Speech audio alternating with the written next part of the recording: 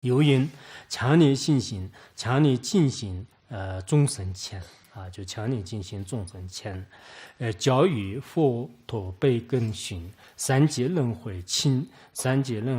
为尽，念思大悲不穷尽。那么有强烈信心的众生面前的话呢，那么莲花生大师的这个加持啊、悲心呢，跟这个其他佛陀都是这个迅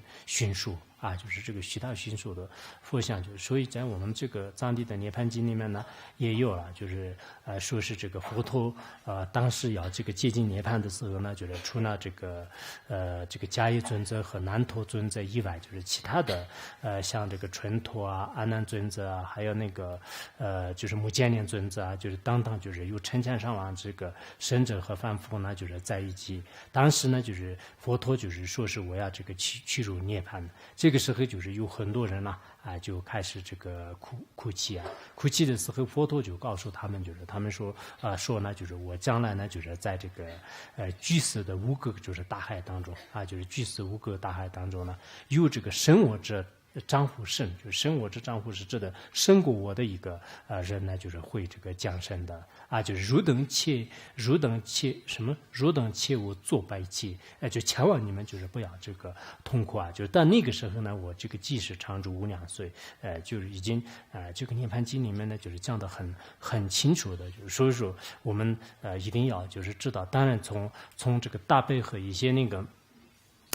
智慧啊，就是跟从某一个角度来讲的话呢，就是佛陀就是跟念是无二无别的，就是不可能就是超越他的。但是我们末法时代的社会众生呢，如果你要这个遇到了各种邪魔歪道啊，在这个时候呢，就祈祷莲花生大师的话呢，那么念师的这种事业啊，就是比这个佛陀的还这个迅速。当然，这种说法是可能极个别的仙宗啊，就或者是个别人的话呢，不一定就是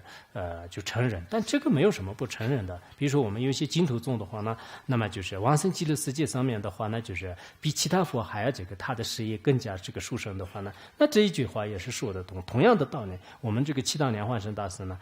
我自己认为的确，这个。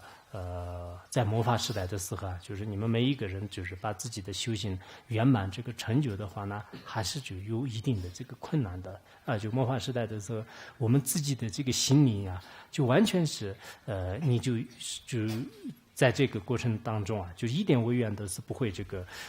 造数的话，那就是这是不现实的。但是依靠就是像莲花生大师那样的这个蒙理的这种价值啊，融入我们的心的话呢，那我们这个修行呢，应该会很这个顺利的。所以随时随地呢，就是每一个人来讲是祈祷莲花生大师是如今呢，就是特别就是重要的这个事情呢，就是特别重要的事情呢。因此在关于这方面的话呢，